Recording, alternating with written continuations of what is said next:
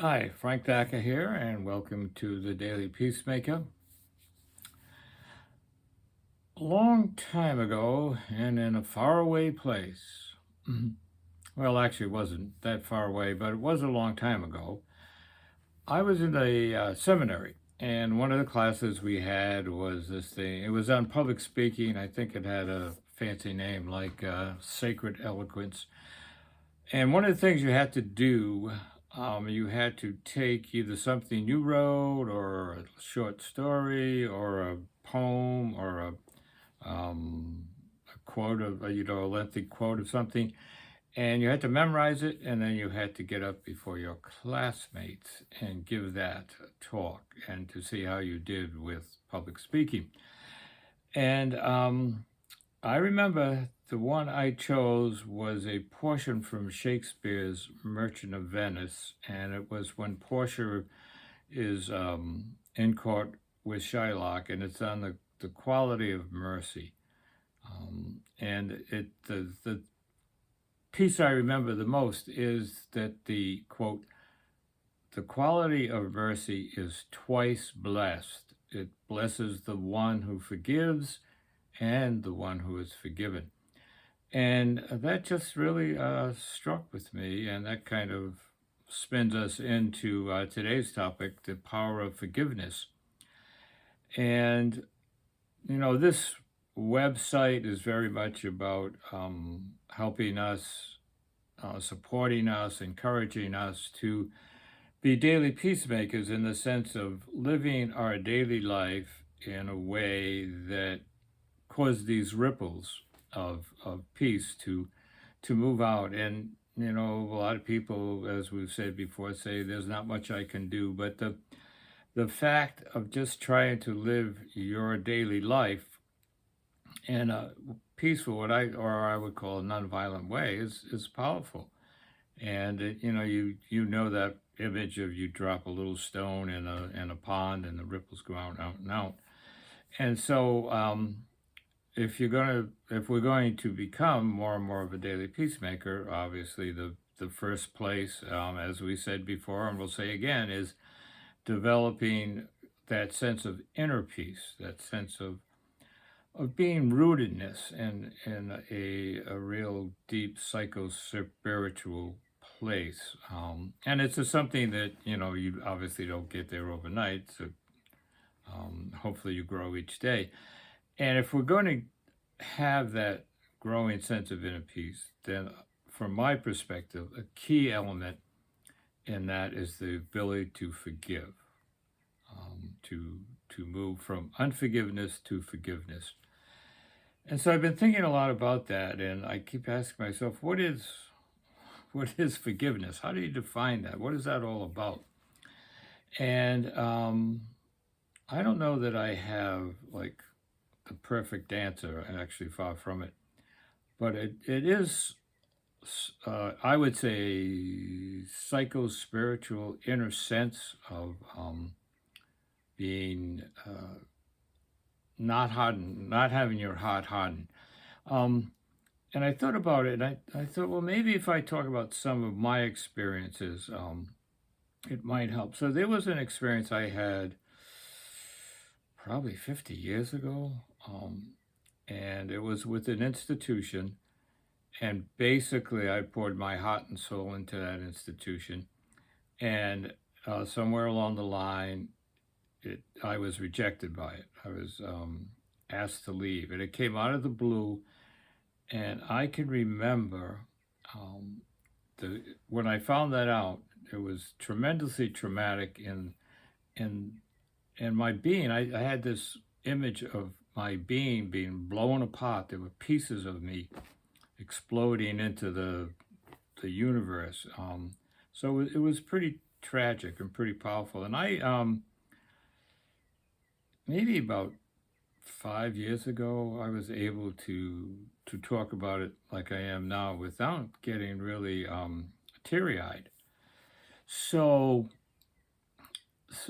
when that happened, and I look back on it, this is interesting in terms of understanding where you are in terms of forgiveness versus unforgiveness.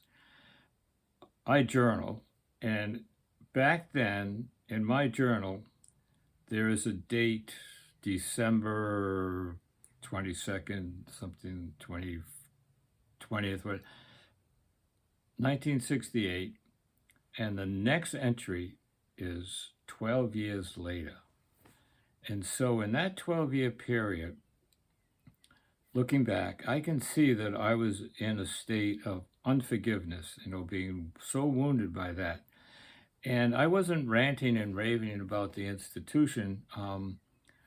What happens with me is when I feel rejected or hurt, and I back away and I get passive aggressive. I just say basically, screw you. I'm not going to show you any of my good side, or I'm not going to be giving to you. But it's a very subtle thing, as opposed some people, when they are wounded, they get really angry.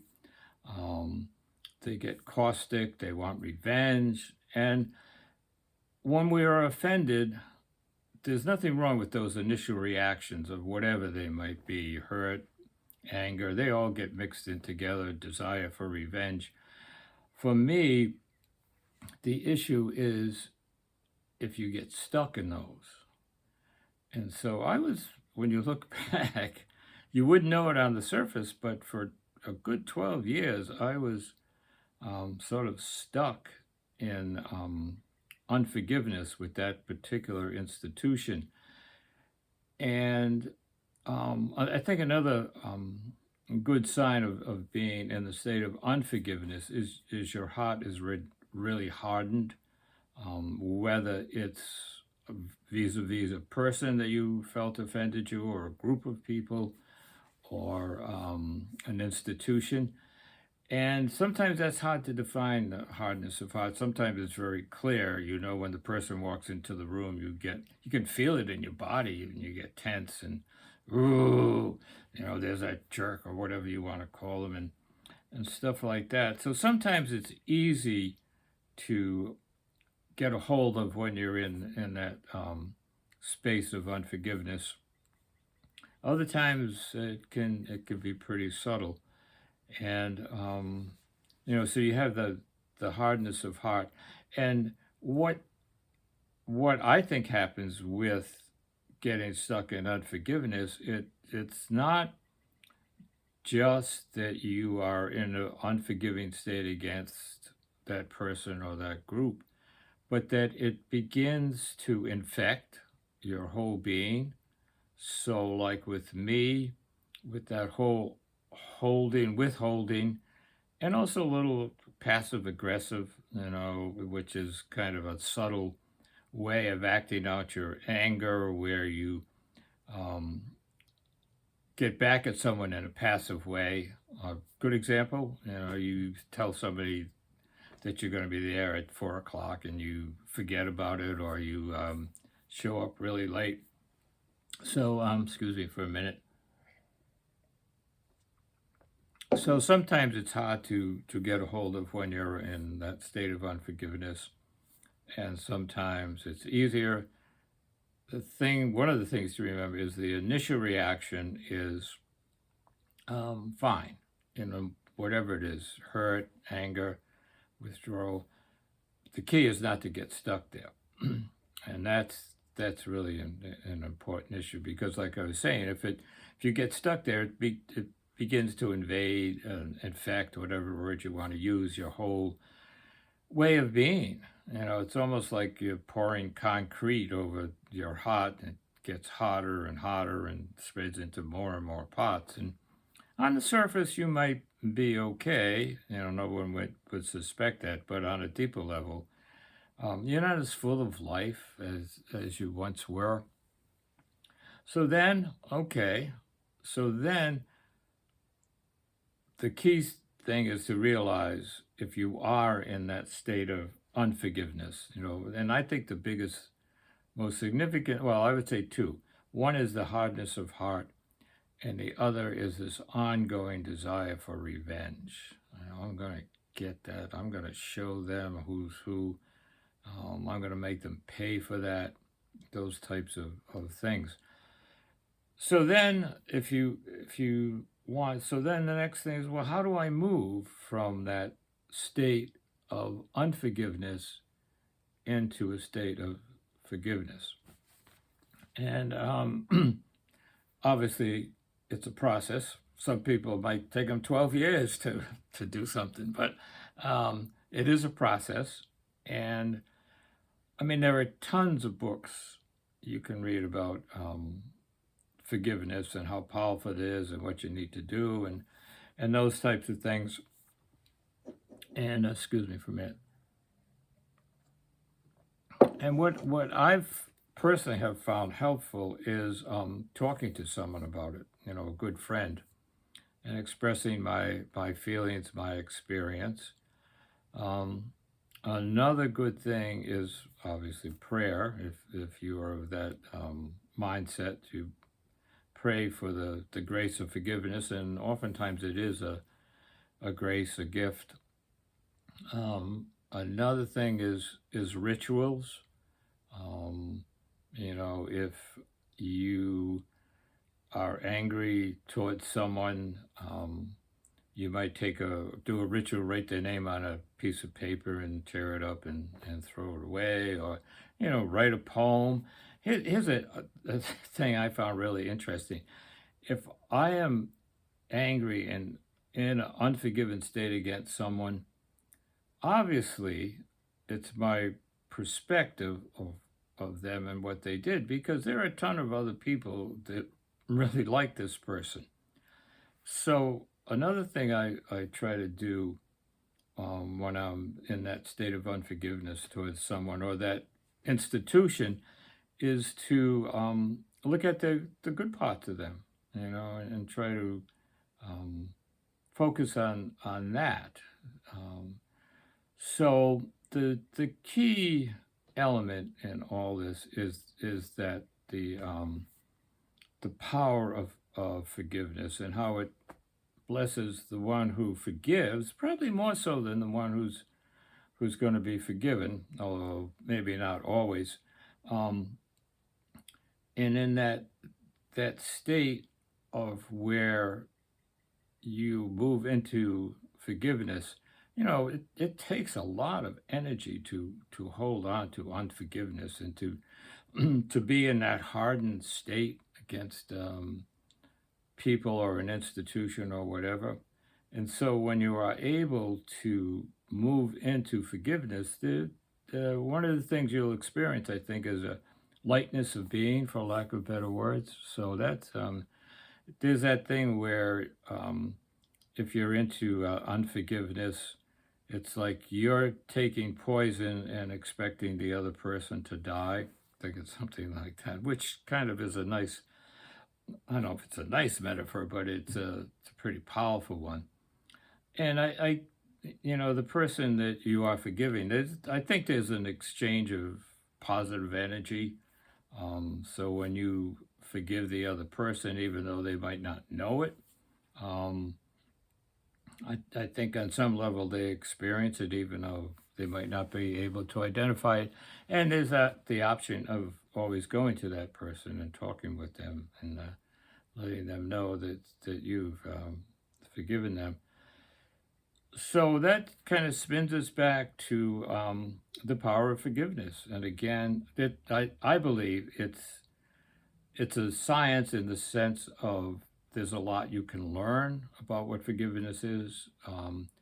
It's also an art because you can be very creative in how you do it. It's a skill. It's something that you need to practice and get better at it. I had another similar experience later in life where I was wounded again, or felt wounded, and my being was blown apart. And because of the work I had done from the first one and the stuff I had learned, I was able to move from forgiveness to from unforgiveness to forgiveness in a shorter time. It didn't take me 12 years. It didn't even take me 12 months, which is good to to reflect on. So that key element, if we're going to be daily peacemakers, first place is the sense of inner peace, and a key element of that is to be able to hold on to or to get skilled at forgiving and the gift of forgiving. So there's a lot more like one could say.